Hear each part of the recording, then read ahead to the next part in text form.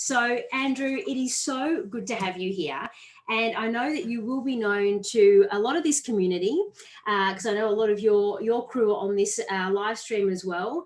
But if people don't know Andrew, let me just give a bit of a formal intro and then we can get into the less formal chat. So Andrew is the Managing Director and a private client advisor of Hewison Private Wealth, an award-winning independent wealth creation firm. He's also an equity partner in the business. Andrew joined Hewison Private Wealth in 2002. Man, that feels like a long time ago, doesn't it? And has worked with their clients for over 15 years, developing tailored financial planning solutions and advising clients on how to build their wealth through sound investment advice is what he loves to do. Since 2015, Andrew's been the Managing Director of Hewison Private Wealth.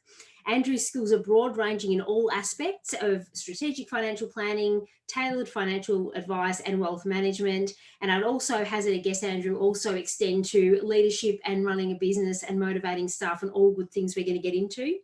Andrew's passion is providing financial advice that creates wealth for his clients, that creates new possibilities for clients as individuals. He thrives on seeing clients achieve their goals, be it early retirement, funding their child's education, or departing on their dream holiday. Memories. One day, guys, we'll be going back on our dream holidays. Outside of work, Andrew's a bit of a sports nut. Now, I love this, Andrew. Show me a hill and I'll climb it. I love a challenge. And I know you also relish spending time with your family, your friends, and of course, your pooch, Henry, who I got to meet the other day. Welcome. Yeah. Oh, thank you very much, Alex. It's it's a privilege to be able to have a bit of a chat today and see where this conversation goes. I think just, I suppose, to give everyone a bit of an update in relation to that sort of introduction, I would say that in the evolution of the Hewison Private Wealth business, I probably spend about 80% of my time now, in my role as MD.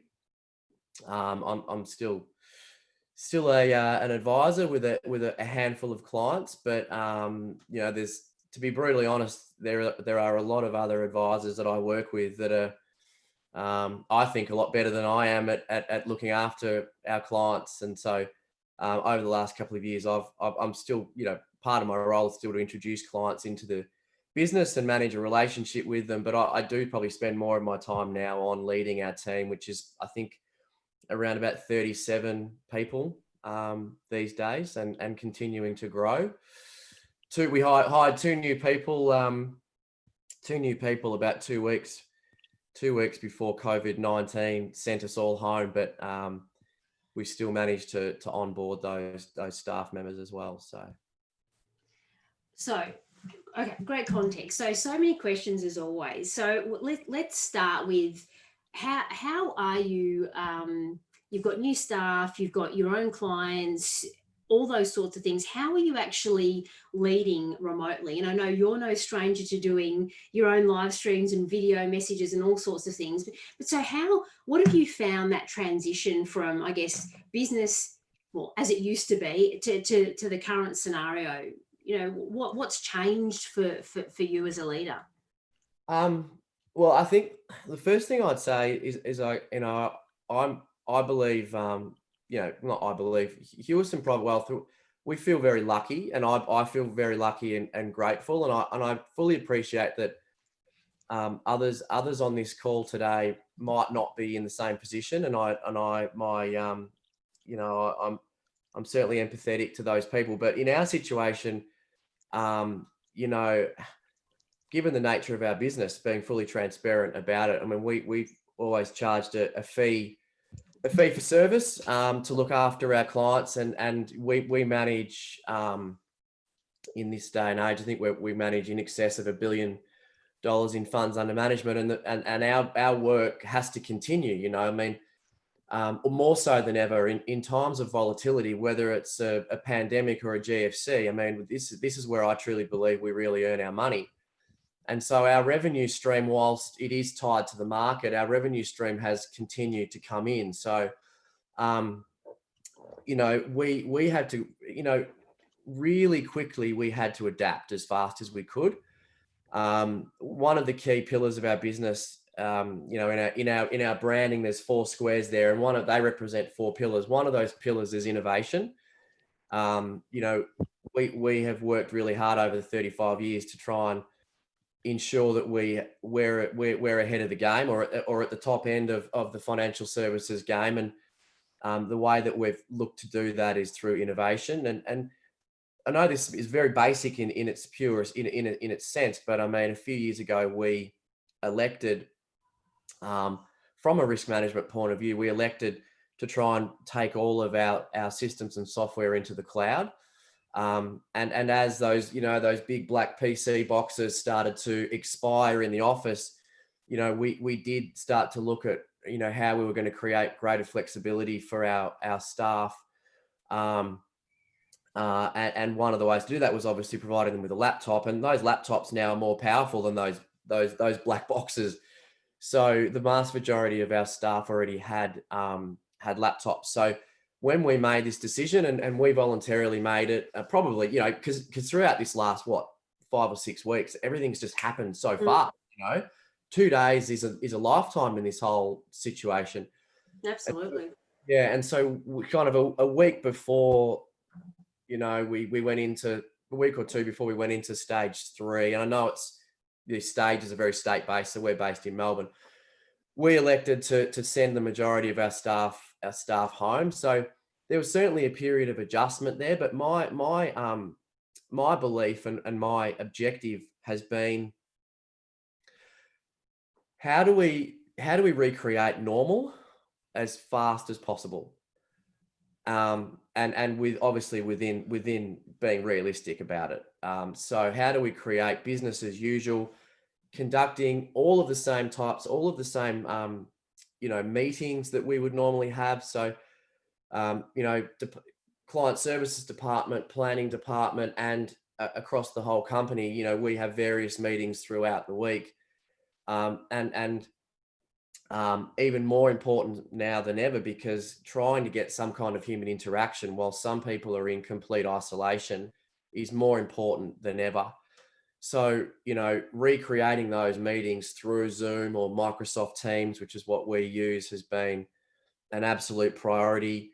My view is, when it comes to our clients, but also my role with the staff, and as I say, I can see some faces here of our staff looking on, but has been, there's no such thing as over communication in this situation. So, how do we start, just implementing little things? So, for example, and as you kindly mentioned earlier, I for some time now, probably a couple of years, I've stood up in front of my team on a Monday morning like a goose, and just had a conversation with them about whether it's something that I've had the privilege of learning or picking up throughout, the previous week, and sharing that learning or message or philosophy or belief or whatever it might be with the team on a Monday. And I put that on LinkedIn.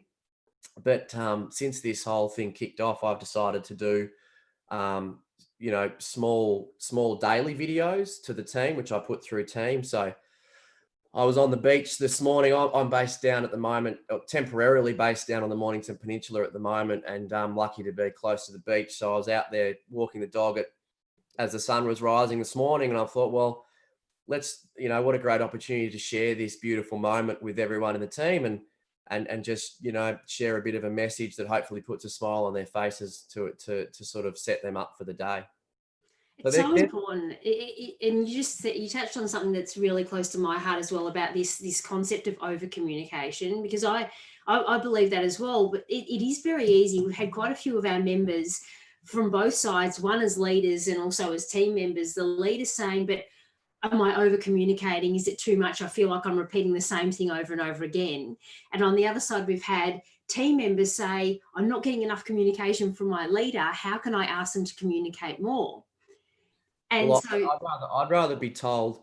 I'd rather be told by my team, and my team aren't. I encourage them to not be backward in coming forward, but I'd rather learn down the track that I repeated myself 3 times over than find out down the track that they had felt like they'd been left alone. I think, and it's a good reminder, isn't it? Because even though we feel like we're repeating the same thing over and over again, people hear things in different ways. So we all have those different styles. Um, excuse me. So I love that you're saying, the focus is trying to normalize the current situation as much as possible for your team and also for your clients. What's the thing that you haven't been able to translate? Just, obviously it's not the same, it's digital.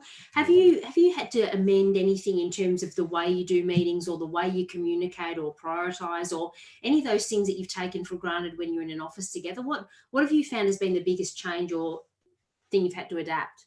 Oh, like, look, you have to be realistic about it, and the first thing that comes to mind is that things just are happening a lot slower.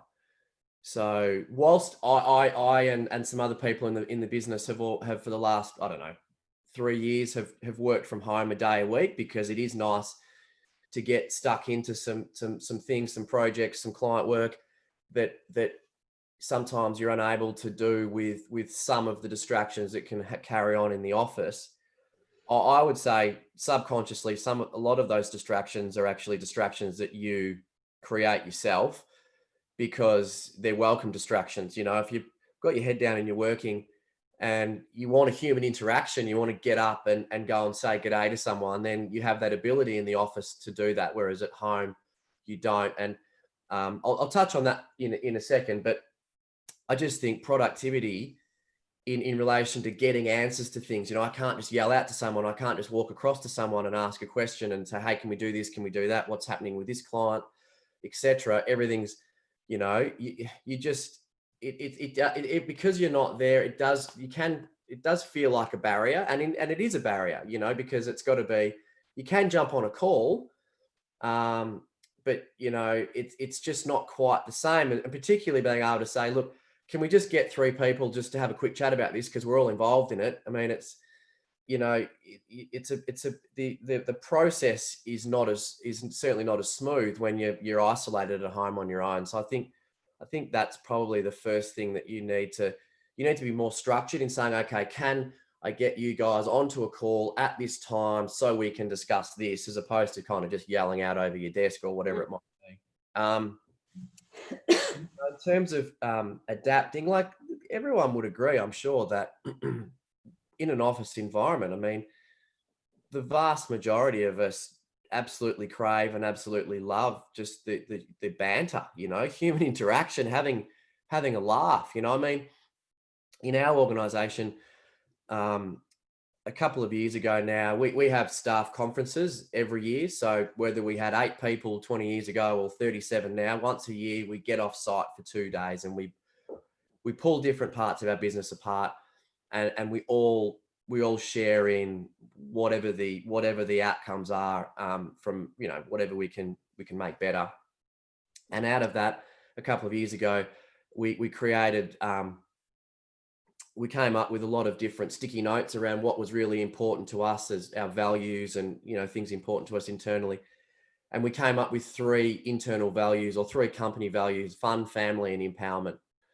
And if you truly believe that the people you work with are an extension of your family, and you love having fun with them, well, it's a real challenge to do that when I'm working from home from a bedroom and everyone else is in their own environments. It's really hard. It's harder to try and translate that. So that's definitely been another challenge. And so have you got, and they're fantastic, fun, family, and empowerment. I love those. So how are you trying to keep a sense of that really powerful cultural connection in this environment? Like, have you tried anything that hasn't worked and you're trying things that are working? Like, can you give us maybe a few tips? Because I think we're all struggling with this in different degrees. Yeah, sure. So the number one thing that that I think we've done is, as I said before, we've incorporated the use of Microsoft Teams into our. So I apologize to anyone that hasn't heard of Teams. I think the alternatives to that, I think, are more like something like Slack, where it's an internal communication platform, and we created a new channel within that called Hewison Social, and we really encourage people to share things that are unwork related in that channel, And then, throughout the course of your day, if you need a little bit of comic relief or you need a bit of a break, you jump in and you can see what other people have been sharing, whether it's, I think in the first week, some of the staff created a playlist around like songs that kind of related to COVID-19, and so that's now being created as a playlist on Spotify, I think, and everyone just kept adding to it along the way. And one day I sort of asked everyone to share their home working environment, so everyone could actually get a flavour of what others were seeing when they were working from home. Little things like that. There's a lot of great memes that are going around at the moment about this whole pandemic. We may as well have a bit of a laugh about them, so everyone chucked those in. So things like that, and I put my daily video in there as well. So that's definitely something we've incorporated. There's some people, for example, who our practice manager within the business, Effie, she doesn't really. We have management meetings once a month, but she's not in client services, she's not in planning, so she's quite isolated on her own. And I think the client services team said, hey, look, you may not have anything to do with this meeting, but why don't you just jump into it once or twice a week whenever we meet, so you can actually just see our faces and interact and have a chat. And finally, that on a Friday afternoon, like I'm sure, or I hope some businesses do, we have a bit of a team meeting from 4 o'clock onwards. We sort of, a couple of people host it. Names get drawn out of a hat for the following week. They might do a game. They might do, we've got which some people might be interested in. We've got a little segment on a Friday afternoon, which is positive feedback, basically. So it's an opportunity for Hewison staff members to provide positive feedback to other staff members, whether it's just, hey, Leonie, you're front of house, but I come in every day and you greet me with a warm smile and it just makes me feel fantastic. Thank you so much for that. Or whether, other people have lent a helping hand to others. It's their opportunity to actually say, look, I recognize you and I thank you. And from my point of view, I see value in it, because it also provides an opportunity for others to see what kind of positive behavior is being displayed, or positive deeds are being displayed within the office that they can then take on board themselves. So, through Zoom, and of course it always, for those that want to, it involves having a beverage as well.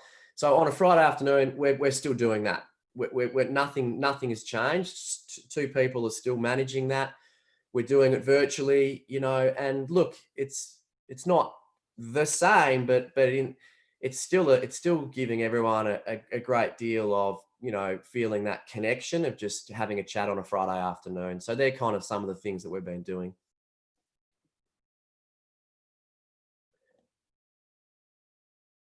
You're on mute. And I just delivered my best wisdom and insight right then. It's about time. Cam, you can mute yourself again. This is not the program. This is getting a bit loose now. So, Andrew, I love so many things of that, because one of the great recurring themes that is coming out of these live streams, I think, is a theme of positivity and fun. So, and I think it's so important. We need to have silliness. We need to have a laugh. And it's, we heard from one of our earlier speakers this week, Vanessa, about how important it is psychologically to exercise that positive muscle, because it's so easy to go into the, oh my God, this is hard, that negative. So I love that you say that as well, because they're the small but big things that make a huge difference. And just, even things as you're saying about, your Spotify, the playlist, all these things. And I love also, it seems that you're also making it really clear. We've heard some other business leaders say they've got a really clear purpose for different meetings. So yep, this meeting is, it might be the daily stand-up, or it might be the management meeting, but this meeting is actually the social meeting and those sort of things as well. So yeah, because we've all still got a job to do, and within that Microsoft Teams structure, you can wind up with, tens and tens of groups. Mm-hmm. And even though it reduces email, you can still get the notifications pinging at you, and you can choose to turn off those social notifications and make it, now's my time when I want to go in there, not, oh God, I don't need to see someone's cat or dog right now. I'll do that on my own time. A few things other that sort of coming to mind as well, like one of the things I personally enjoy is getting out of my office and just going and having a chat. And as I said before, a bit of banter. And so there's two other staff members in particular who I often will go down and annoy, just to talk, whether it's a bit of sport or a bit of, rubbish, whatever it might be. So on a Thursday morning, we've actually put that in the diary, like 9 a.m. banter, just to jump online and just try to keep what was happening in the office. There's no reason why we can't still have the same conversation that we're having. It's just done through a different medium. And I just, something you just picked up on then, and I'd like to extend on that. And one other thing that we did is understanding this, this isolation, and understanding the impact that it might be having on different people. We committed early on to incorporating. Initially for me, it was like, okay, well, how do we get another touch point, amongst all of the staff. So we committed to say, look, on a Wednesday, we're going to conduct some kind of personal professional development, that, training session or some kind of session of sharing. And it's really fortunate to be connected with a lady by the name of Jackie Scammell on LinkedIn, who her background is actually on having a customer service mindset and having a real passion to serve. And so I thought, okay, well, she'd be a great person to get on board. As it turns out, she's now running for us. She's now running a series of 4 webinars on a Wednesday. We're through 2 of them, but she's actually changed the focus of those to be more around not necessarily how we serve others. My apologies, my phone's going off. Not necessarily, how we serve others from a customer service point of view, but in this environment where we're all feeling really stretched in a lot of different areas, how are we actually serving ourselves, and what things are we implementing to be able to ensure that we're still in a healthy state of mind. We're still able to exert enough energy, enthusiasm to do our job, and so forth. And one of the things that she touched on last week was this she called it a turbulent mindset, and she was talking about how it can be really easy to start focusing on the things that we cannot control. And right now there's so many things that are new to us that we can't control. Mm-hmm. And they can tend to dominate our mindset, and they're generally negative. And we all know, studies have been, done and shown that, we have so many more negative thoughts throughout the day than we do positive. But all of these, and this is something that I'm really big on, it's around mindset and attitude. And all of these are choices that we have. We all can choose whether we're going to focus on those things that we can't control, and therefore they're just going to spin around in our minds and we're not going to get a solution to them, or whether, and as Jackie was saying, we take a step back, we take a couple of really deep breaths, and we recognize that these things are not things that we can control. And she used the analogy of like dropping a pebble into the ocean and just letting it go, and then pivoting and starting to focus back on the things that we actually can control in our current environment. It's so powerful, isn't it? And again, this is a recurring theme. It's all about how we lead ourselves, and this theme of choice and breathing. I know Jackie, she's an absolute dynamo. So I can imagine those sessions would be amazing. Just going to add to that the session that we did with her yesterday was one of the concepts that she really talked about was, again, as I mentioned before, how do we serve ourselves, right? Mm-hmm. So, it's not we've all got a lot of responsibilities in our lives. Some of them are very different, many varied and different. But how much time are we actually devoting to filling up our own cup, in relation to things that are making us feel good, things that are making us feel happy, complete, at peace, grateful. Because to her point, if your cup's not full, how are you gonna be able to serve other people? If you've got nothing to give because you haven't looked after yourself, how are you going to be able to look after other people? And I thought it was an incredible message. It's so strong. And I think it's one of those nuances as well, isn't it, about as we adapt virtually and we've got teams, and because there's a theme that people are worried for their team members and how are people coping and people living by, all the things that you're touching on, Andrew, that we're all navigating. And one of the things I heard one team leader say is that they've literally asked each other, how can we look after each other's energy? So you've got to take responsibility for yourself, as you're saying, but also it's a bit of a reminder, because I think one of the other things, and I'm not sure if you or your team have felt this, but quite a few of our community are saying, you know what, now the days are becoming a bit elastic sided because we're not physically going to an office, we're not physically leaving an office, might have kids, all the things that you're trying to, put into the day and integrate. So, I'm not doing enough work, therefore I'll just. And so I think what you're talking about, it's great to hear you say, similar themes and be so visible in saying it, because it is really important that it's not about being guilty and working longer hours. It's about looking after our own mental and physical health. I think is super important. Yeah, and I think a decent employer is going to understand that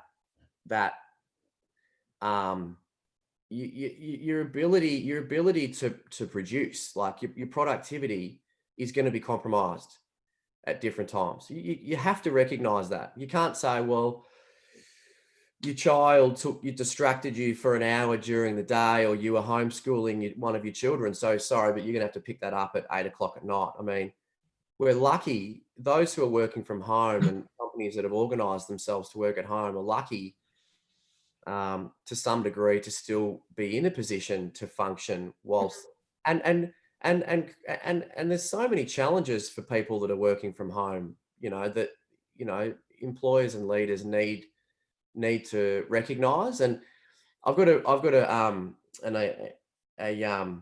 I've shared this with our team a lot, but one of my favorite sort of sayings in life is discipline equals freedom. So tell us more about that. I really like that. Well, it's the guy who coined the phrase. He's a guy named Jocko Willink, he's a decorated.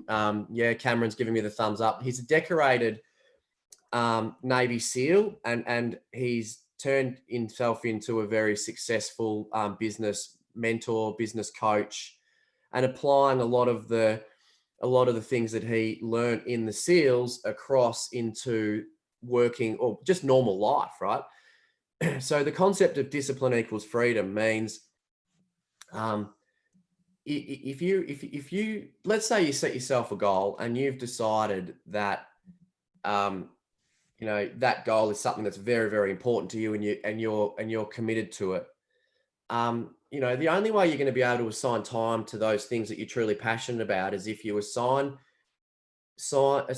blocks of time and energy and mind into doing some of the other things in life that are the non-negotiables, knowing that you have remained true to whatever plan you've put in place, you've got those things done, and then you create freedom for yourself to go and do the things that you really enjoy. That's my interpretation of it. I mean, if I don't set myself mini goals for each of my day, and I don't structure my day within the bounds of, my control, and whether it's in this current environment or whether it's when things get back to some level of normality, I get up at a certain time of the day. I do my morning routine, and everyone might do whatever their morning routine is, whether it's exercise, meditation, reading the paper, whatever it is. You got your morning routine, you get that out of the way. Then you've got other things throughout the day that you have to get done. Then you assign time for the things that you want to achieve throughout the day. And by the end of it, whether it's freedom to do other things, or you just create a level of freedom within your mind, knowing that you've had a great, successful day, that you've progressed through, you've made progress throughout the day. You're better at the end than you were at the beginning. That's come through a disciplined process. And it's all, it can be applied to anything. Any of you got, whether it's, training for something, a marathon, whether it's weight loss, whether it's learning a language or whatever. I mean, the only way you're going to actually achieve those kinds of things is if you're disciplined enough in your approach. Mm-hmm. And yeah, so I love that, because I for me personally, and we've all talked about this, routine is really important for me as well, because, and this is why I get up, I get dressed, do all that sort of thing. I think that's super important. I want to pick up on something, and I know you and I were chatting, when we were on a call last week chatting about today. And I love how you talked about, paraphrasing, it's not perfection, it's about constant improvement. And that's really one of the things that you live by personally. And you just mentioned it again, better at the end of today or better tomorrow than I was today. Can you talk a bit more about that? And specifically, I'd love you to talk about it, Andrew, because I think a lot of our community, there's a few recovering perfectionists here. Anyone put their hand up? Yes, I can see you. Oh, Tracy, yes. Well, okay, I'll put my hand up as well. Can put your hand up. So, and I think with everything we've talked about, with more pressure, more external noise, all the stuff we've talked about, being a perfectionist, it's not about being perfectionist, because you'll never be satisfied, and it puts massive pressure on us. So can you talk to us a bit about this philosophy? Because when I talk to you, and it's so clear, you're about high performance, you're about always improving, you're about discipline, you're about striving and achieving, but without this pressure of this perfectionism that doesn't exist. So can you talk to us about that? Well, I mean, I think, how do I put this? This is just, I sometimes don't think it's, having that kind of mindset, that perfectionist mindset, I think by a lot of people's admissions, it's not, it does enable, it is a characteristic of people who can or have excelled, because it creates a certain level of drive to continue to want to succeed and head towards excellence in whatever that means. But and everyone, I think, can, to some degree, whether it's an elite sports person or a great musician or whatever, I mean, whether it's those people or whether it's just you and me who are we just get up in the morning wanting to get the absolute best out of ourselves. And that's me, like, that's my philosophy, and pisses my wife off sometimes, no doubt, because I have high expectations on me, and I also have high expectations on others around me, which is, again, and to be brutally honest, that can be unfair on other people sometimes, but it's just a constant work in progress. So I know for me, it's been a bit of a journey, to be honest, over the last 5 or 10 years, about what's the meaning of life, for me.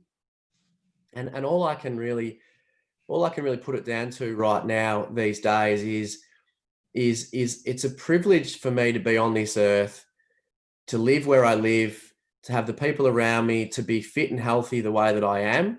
And I just don't want to waste it. That's plain and simple, because there are other people that would kill to be in my position right now. They would love to be in my position.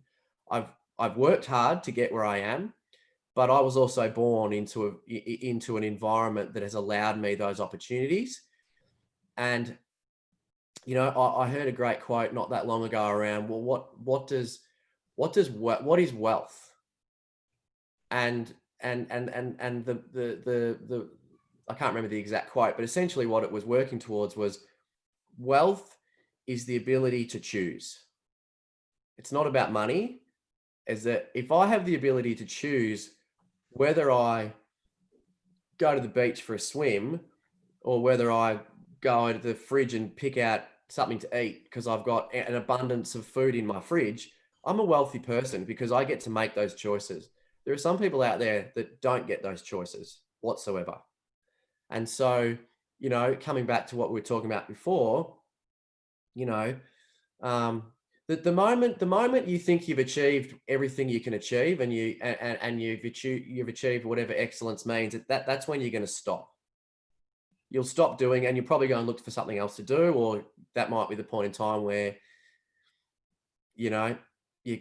I don't want to say it, but not that you're going to curl over and die, but just where, you know, your brain would stop to function as well as it can be and all that kind of stuff. So for me, that's what it's about. It's about progress.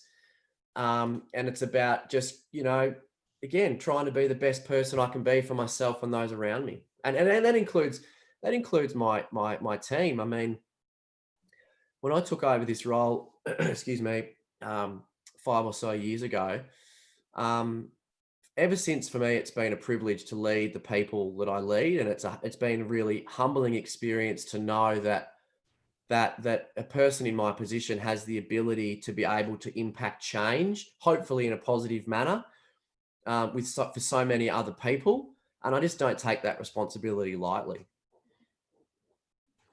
There are so many powerful messages there. I think that one about gratitude, and again, for those of you who've come to a few, you know, we also have we've had different variations on the theme of, you know, I'm not stuck at home, I'm safe at home, I don't have to, I get to. I think these reframes are really powerful, and it's not just now, it's just in life. And I think also, you know, I'm a big believer as well about this constant learning. You know, we never reach the peak, and especially as leaders, you know, there's always something new we can do better, evolves. You know, it's that curiosity and learning mindset that I think you're describing, and it's incredibly powerful. I don't know how, but it's 12:46. We enter a time vortex into these live streams. Has anyone got any questions? Niven, thank you for sharing. Niven said, I moved from perfection to the 80% rule and a test and learn approach. Yes. It's liberating when you get to that, I think, because you're like, let's see if it works and let's adapt. It's such a liberating approach. Does anyone have any questions for Andrew while we've got him? You lot are not shy, so don't be shy now. It's always the awkward silence. It's an awkward silence. So in the meantime, we've covered a lot of ground, and it feels like in not much time. What are a few takeaways from you for this community out of everything you've given us? You know, what are your kind of your top 3 messages, tips, whatever you like? Well, I mean, it depends on from what perspective you're coming from, but I guess one of the reasons you asked me to come on here was in relation to that leadership kind of aspect. And one of the things that we didn't touch on, which, because we've probably run out of time, is that concept of vulnerability. And I think, you know, people, I hope that within my team, and I can see Kathleen and Alison are the 2 people I can see online at the moment. I've always worn my heart on my sleeve as I was growing up and to where I am today. And I think the best thing that I can person I can be, and the best attributes I can exhibit to other people are openness, honesty, and transparency, and vulnerability. So, you know, because otherwise, how can you relate? How can other people relate to you if they're going through hardships and they're having shit days and things aren't going right for them? And I get up, you know, stand up every other day and chat to them and say, no, I don't have those issues there. I'm great. I'm always bulletproof. I'm fine. It's complete rubbish. And so sometimes with those daily videos, I recently sort of said, hey, I had a really bad day yesterday. I just wasn't feeling it. There were some things that didn't go my way. This whole thing was impacting me. And I got some great feedback on that, just to say, look, thanks for being so honest, because that's how we're feeling at different times as well. And then you become more relatable. So when you do actually have something, you know, you want to say, or you know, you want to try and lead your team and inspire them in a certain direction, you know, you're on a more human level, which I see vulnerability as far as leadership being a key strength. A lot of people will see it as a weakness, which is why they can't get over the line of, and personality wise, it's not, you know, for everyone, and you can overshare sometimes as well. But it's in different ways, though, I think, to that point, isn't it? I mean, showing vulnerability, you know, different personalities will do it different ways. Yeah. But I think what you're saying is super important, because we're all humans and no one wants another show reel. That's right. It's not authentic. So right. I love that. So there's not a top 3, but I hope that's of some value anyway. No, well, massive value. And, you know, I'm just looking at the comments, which you'll be able to see too. But I mean, everyone's loving, you know, wealth is the ability to choose is so powerful and so awesome. So thank you for sharing that. Yeah, and so the guys are saying, thank you. Great to hear ways you've been dealing with the current circumstances, your philosophy on success, leading others. It's just good to speak to someone, a real and authentic leader, and just sharing how it is. So thank you so much for coming on and sharing. And thanks to your team who have joined to see you as well. So thanks so much, Andrew.